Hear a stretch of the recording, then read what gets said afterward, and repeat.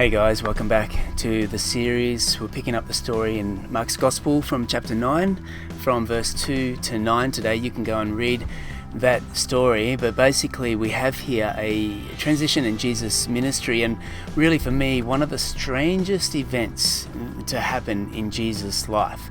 It says that Jesus took 3 of his disciples, Peter, James and John, and they ascended a mountain where they were all alone. There it says that he was transfigured before them. His clothes became dazzling white, whiter than anyone in the world could bleach them. Now the Merriam-Webster dictionary defines a transfigure like this: to give a new and typically exalted or spiritual appearance, to transform outwardly and usually for the better. This was Jesus in his most pure form. He is pure, shining, dazzling white, unencumbered by flesh, and really quite different to what the disciples were used to seeing him as. This is a supernatural occurrence taking place here, and then it just develops further because there appeared before them Elijah and Moses, who were talking with Jesus. Now Elijah was an Old Testament prophet.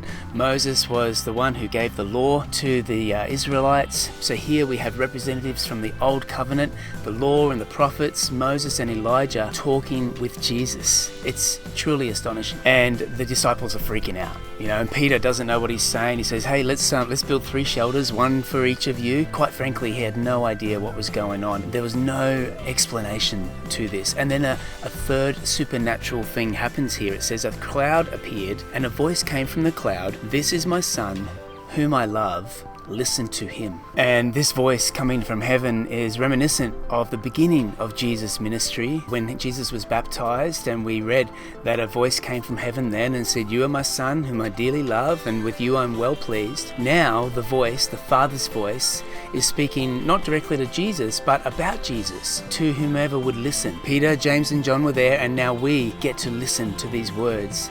"This is my son whom I love.